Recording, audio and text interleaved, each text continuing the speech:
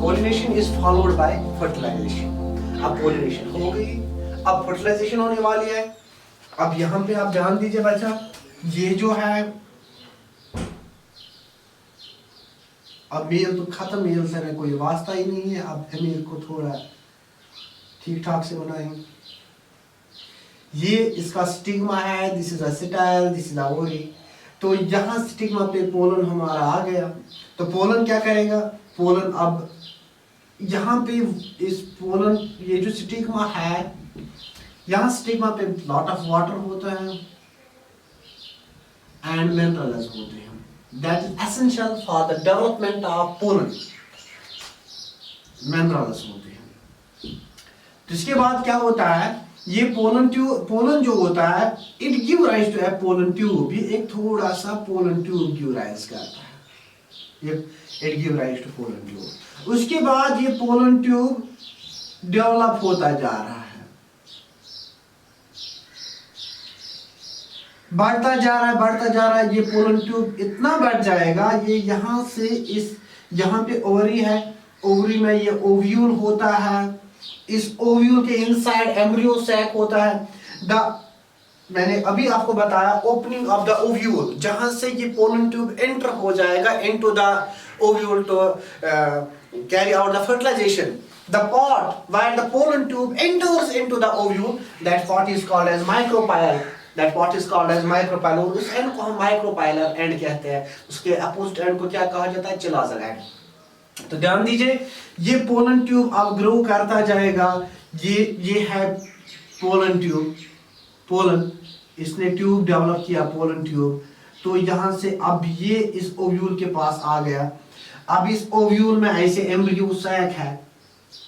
इस embryo sac में egg apparatus है, 2 synergids है, बीच सेंट्रल में 2 पोलर न्यूक्लियर है, एंड पे 3 एंटीपोडल सेल्स होते हैं. अब ये जो क्या काम हो रहा है, कैसे ये फर्टिलाइजेशन हो जाएगी? ये पोलन ट्यूब अब डेवलप हो गया. अब एक वे बन गया. इस पोलन के पास जो मेल गेमेट है, ये यहां से यहां आ सकता है. तो ड्यूरिंग ये जो पोलन ट्यूब डेवलप हो गया, ये जो इसमें मेल गैमेट होता है, ये डिवाइड कर जाता है. ये डिवाइड हो जाता है into 2 haploid cells. 2 haploid male cells में डिवाइड हो जाता है. ये 2 हैप्लॉइड सेल्स, 2 सेल्स में 2 मेल गैमेट्स बन गए. ये 1 मेल गैमेट बन गया, 2 मेल गैमेट बन गया. तो इसलिए मैंने कहा fusion of male and female gamete to form a single cell called as zygote. We know that ये जो फर्टिलाइजेशन है, यहाँ पे क्या हो जाएगा? Male and female gamete fuse हो जाएगा to form a fertilized egg, that is called as zygote. उसके बाद ये जो जाइगोट बन गया, ये डिप्लॉयड बन गया, क्योंकि मेल गैमेट हैप्लॉयड है, फीमेल गैमेट हैप्लॉयड है, दोनों मिलकर डिप्लॉयड बन गए. अब ये we know that male gamete यहाँ पे है, फीमेल यहाँ पे है. अब इनका फ्यूजन कैसे हो जाएगा? ध्यान दीजिए बच्चा, पोलन ग्रैन जो है, इट एब्सॉर्ब्स वाटर. ये वाटर को एब्सॉर्ब करेगा and minerals from the stigma. मैंने अभी कहा स्टिग्मा पे वाटर एंड मिनरल होता है. ये वाटर एंड मिनरल को एब्सॉर्ब करेगा. उसके बाद germinate to produce pollen tube. उसके बाद ये पोलन ट्यूब न्यूराइज करेगा. पोलन ट्यूब जो होता है, pollen tube grows through style and reaches the ovary. ये देखो पोलन ट्यूब रीच, ये जो है दिस इज द स्टाइल. इस पोलन ट्यूब यहां से ग्रो कर रहा है एंड रीचेस द ओवरी. जब ओवरी के पास पहुंच गया, meanwhile in this time the nucleus जो होता है इस पोलन ग्रैन का, ये जो पोलन ग्रैन है, पोलन ट्यूब, इसके बीच में क्योंकि पोलन सेल थी ही तो है ना, इसमें न्यूक्लियस जो होता है, it divide two form 2 male gametes. ये बनाता है 2 मेल गैमेट्स. अब 2 मेल गैमेट्स बन गए. अब ये फायरस कर रहा है दिस ओव्यूल को. अब ओव्यूल के इनसाइड 2 मेल गैमेट्स आ रहे हैं. This is the ovule. Ovule के पास एंटीपोडल सेल्स होते हैं. ये 2 न्यूक्लियाई होते हैं. यहाँ पे साइनर्जिड्स होते हैं. यहाँ पे एग apparatus होता है. और जहां से ये इंजेक्ट कर, this is called as micropylar end. ये यहाँ पोलन ट्यूब पहले, यहाँ ये मेल गैमेट इसके साथ फ्यूज हो जाएगा. First male gamete fuses with the egg. ये इस एग के साथ फ्यूज करेगा to form a fertilized egg called as zygote, and this process called as syngamy. तो क्या हो जाएगा? एक male gamete first male gamete, it fuses with the egg and forms the fertilized egg called as zygote. This process is called as syngamy. तो क्या हो गया? syngamy हो गई। उसके बाद रहा दूसरा मेल गैमेट जो है, ये सेकंड मेल गैमेट, अब पोलर न्यूक्लियर जो सेंट्रल में सेल है, ये जो है, this is the polar two polar nuclear. इन न्यूक्लियर के साथ ये इसका ये न्यूक्लियस फ्यूज, दूसरा मेल गैमेट फ्यूज हो जाएगा। जब फ्यूज हो जाएगा तो ये 3 न्यूक्लियस शेप्ड स्ट्रक्चर, ये सेल बनेगी, इसके पास 3 न्यूक्लियस मिलेंगे। तो याद रखिए बच्चा, व्हेन सेकंड मेल गैमेट जो है, सेकंड मेल गैमेट ये पोलर न्यूक्लियर के साथ फ्यूज हो जाए। पोलर न्यूक्लियर 2 न्यूक्लियर होते हैं, 2 and 1 3 न्यूक्लियर होते हैं। तो इससे जो स्ट्रक्चर बनने वाली है, that is called primary endosperm nucleus. आप राइट डाउन कीजिए, primary endosperm nucleus, short term में हम पेन कहते हैं। प्राइमरी एंडोस्पर्म न्यूक्लियस जो होता है, ये ट्रिप्लॉइड सेल होते हैं। ये देखो, ये डिप्लॉइड है जाइगोट, और दूसरा जो दूसरा मेल गैमेट पोलर न्यूक्लियर के साथ अटैच हो गया, ट्रिप्लॉइड सेल बना दी। इस फ्यूजन को हम कहते हैं ट्रिपल फ्यूजन, क्योंकि 3 न्यूक्लियस फ्यूज हो रहे हैं। तो इस ट्रिपल फ्यूजन की वजह से प्राइमरी एंडोस्पर्म न्यूक्लियस बन गया। ये जो एंडोस्पर्म बन गया, 2 चीज बन गए, एक जाइगोट बन गया, एक एंडोस्पर्म बन गया। Zygote by a process called syngamy, endosperm by a process called triple fusion. जब एक ही एम्ब्रियो सैक में 2 फ्यूजन्स हो जाएंगे, जैसे कि एक फ्यूजन सिंगेमी होगी, दूसरा फ्यूजन ट्रिपल फ्यूजन होगा।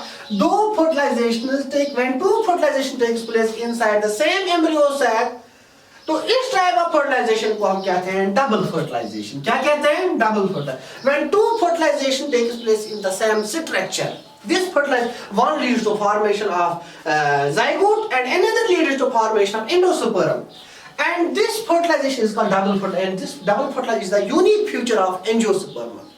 और इसी डबल फर्टिलाइजेशन की वजह से क्या होते हैं, angiosperms are cosmopolitan in nature. तो उसके बाद ये फ्यूजन हो जाएगा, एक हमें पता चला, एक बन गया एम्ब्रियो, ये एक बन गया जाइगोट, एक बन गया एंडोस्पर्म। अब ये जाइगोट एंड एंडोस्पर्म क्या करेगा? देखो बच्चा,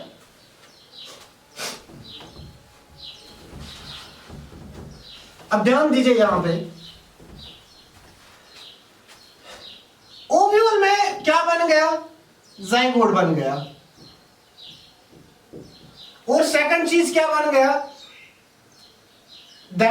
वो बन गया एंडोस्पर्म। तो अगर आपको किसी ने पूछा एंडोस्पर्म जो होता है ये किस फ्यूजन की वजह से होता है, ये formation of endosperm takes place, endosperm जो बनता है इसमें कौन सी प्रोसेस हो रही है? सिंगेमी हो रही है, triple fusion, formation of endosperm leads to syngamy, triple fusion, double fertilisation और any other thing. Formation of endosperm leads to triple fusion, formation of zygote leads to syngamy, and both these fertilization is called a double fertilization। अब 2 चीज बन गए, एक zygote बन गए, एक endosperm बन गया इनसाइड द ओव्यूल। याद रखिए, ये जाइगोट बनाएगा एम्ब्रियो, क्या बनाएगा? एम्ब्रियो। एंडोस्पर्म जो है it provide nourishment to the developing embryo. क्या करेगा? Provide nourishment to developing embryo। देखो बच्चा, अब जाइगोट बन गया, जाइगोट से एम्ब्रियो बनेगा, उस एम्ब्रियो के बाद क्या हो जाएगा? एंडोस्पर्म जो होगा ये नूरिशमेंट प्रोवाइड करेगा टू द डेवलपिंग एम्ब्रियो।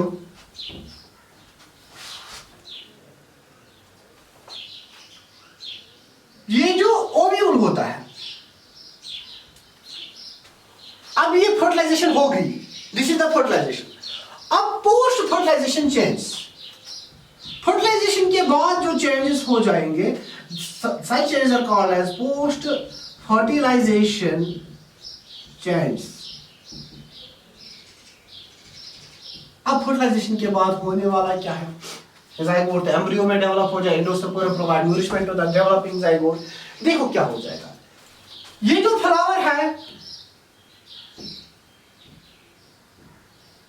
इसके पास जो भी सेपेलस होंगे,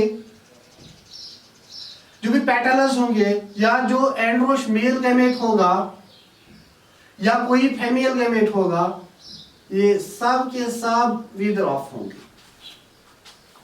रिमूव हो जाएंगे।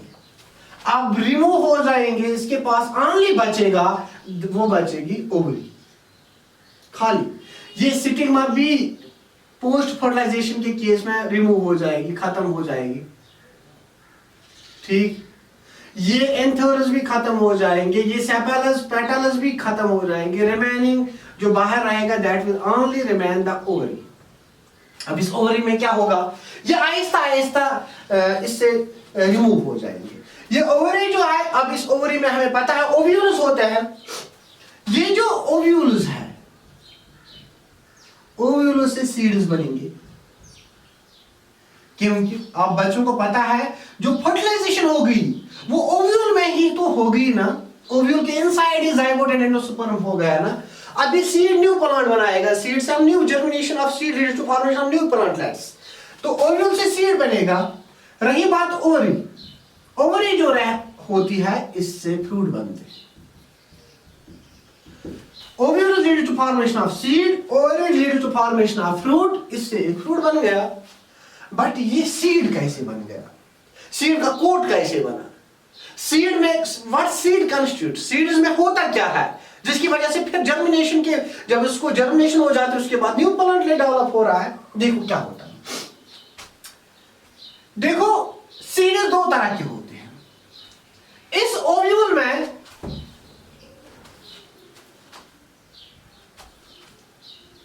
इस ओव्यूल के केस में, ओव्यूल में वी नो दैट एम्ब्रियो होता है एंड एंडोस्पर्म होता है। बच्चा ध्यान दीजिए, अगर ये एम्ब्रियो पोस्ट फर्टिलाइजेशन चेंज के बाद ये एम्ब्रियो किस पे पूरा डिपेंड किस पे है, एंडोस्पर्म पे डिपेंड है, क्योंकि endosperm provide nourishment to the developing embryo. ये जो एम्ब्रियो है अगर इसने पूरा का पूरा एंडोस्पर्म कंज्यूम किया, पूरा का पूरा एंडोस्पर्म कंज्यूम किया, तो एंडोस्पर्म इसमें नहीं रहेगा। लेटर ऑन, ये तो एंडोस्पर्म है, लेटर ऑन हम देखेंगे खाली इसमें एम्ब्रियो रहेगा, क्योंकि इसका एंडोस्पर्म पूरा इसने कंज्यूम किया। तो ऑब्वियसली ये तो ओव्यूल है, मैंने अभी कहा ovule give rise to seed, ovule इस एम्ब्रियो से अब सीड बनने वाला है। बट इस सीड के बीच में, ये सीड है, इसके बीच में खाली एम्ब्रियो है, क्योंकि एंडोस्पर्म पूरा कंज्यूम किया है। Such type of seeds in which endosperm is wholly and solely consumed by the embryo, such seeds are called as non-endospermic seeds. Non-endospermic seeds. और एक कंडीशन है, अगर इस एम्ब्रियो ने ओव्यूल को, इस पूरे एंडोस्पर्म को कंज्यूम नहीं किया, तो इस ओव्यूल के पास बहुत एम्ब्रियो भी होगा प्लस एंडोस्पर्म भी होगा। Obviously this embryo and endosperm form seed. Such seeds are called as endospermic seed. Endospermic seeds. तो दो तरह के सीड्स होते हैं, नॉन एंडोस्पर्मिक सीड और एंडोस्पर्मिक सीड। समझ आया ना बच्चा? उसके बाद क्या होता है, नॉन एंडोस्पर्मिक सीड्स के बारे में अगर एग्जांपल देंगे, gram seeds. Gram seeds are the best example of non endospermic, and maize is the best example of endospermic seed. इसके बाद आप यहां पे ध्यान दीजिए, ओव्यूल तो बन गया, ओव्यूल से सीड बन गया, ओवरी से फ्रूट बनने वाला है। ये ओव्यूल जो होता है, शायद ही मैंने आपको इससे पहले बताया स्ट्रक्चर ऑफ ओव्यूल में, इस ओव्यूल के बाहर साइड से इंट्यूबमेंट्स होते हैं। फिर मैंने कहा था एटैगमिक ओव्यूल होता है, एटैगमिक, बाइटैगमिक एंड यूनिटैगमिक ओव्यूल्स होते हैं, जिसके इंट्यूबमेंट जितने ज्यादा है, बाइटैगमिक ओव्यूल होगा, 2 इंटीग्यूमेंट्स होते हैं, उसका जो कवरिंग हो, इससे क्या, इस इंटीग्यूमेंट से क्या बनने वाला है, तो आप ये समझे कि अगर इंटीग्यूमेंट है ही नहीं तो सीड का बाहर वाला कवरिंग बहुत ही सॉफ्ट होगा, क्योंकि इस ओव्यूल से सीड बनने वाला है। अगर इस ओव्यूल के पास वन इंटीग्यूमेंट है तो इसका जो कवरिंग है, इस सीड की जो कवरिंग है थोड़ी सी हार्ड बनेगी। अगर 2 होंगे, बाइटैगमिक ओव्यूल होगा, then the seed covering will be very much hard. तो यहाँ पे वही ध्यान दीजिए कि जो इंटीग्यूमेंट्स आउटसाइड द सीड, जो integuments that covers the ovules, these integuments form seed coat. Seed coat बन रहा है इस इंटीग्यूमेंट से। तो आपको याद रहा, ओव्यूल से सीड बन गए, ओवरी से फ्रूट्स बन गए। तो याद रहा एंडोस्पर्मिक सीड क्या होता है, नॉन एंडोस्पर्मिक सीड क्या होता है। तो याद रहे आपको कि जो सीड होता है, बेसिकली सीड में, एक सीड में या तो एम्ब्रियो एंड एंडोस्पर्म होता है, या एक सीड में खाली एम्ब्रियो ही होता है। तो एम्ब्रियो, ये जो सीड है, इसकी जो बाहर वाले कवरिंग जो है, that protects it from any unbearable this conditions, जैसे कि कोई भी सीड को प्रोटेक्ट करना। ये young embryo is the young plant, ये सीड को हम सिटोरल प्लांट कहते हैं, क्योंकि इसके बीच में एम्ब्रियो होता है, दैट फॉर्म्स न्यू प्लांट। अब इस एम्ब्रियो को जब हम जर्मिनेशन के लिए डालेंगे तो फिर सीड जर्मिनेशन हो जाए, जर्मिनेट हो जाएगी, lead to new formation of new plant. अब इस इंटीग्यूमेंट से सीड कोट बन गया। इस इंटीग्यूमेंट्स भी डिपेंड होते हैं on the base of number of integuments present inside the ovule. अगर एक होगा, नहीं होगा, 2 होंगे, तो इसी हिसाब से इंटीग्यूमेंट सीड कोट हार्ड होगा। इसके बाद हम बात करेंगे seed and development of germination of seed, structure of seed के बारे में बात करें। सीड की स्ट्रक्चर क्या है, कैसे होती है, और ये जर्मिनेशन ऑफ सीड कैसे हो रहा है। इसी के साथ हमारा सेक्सुअल रिप्रोडक्शन, फ्लावर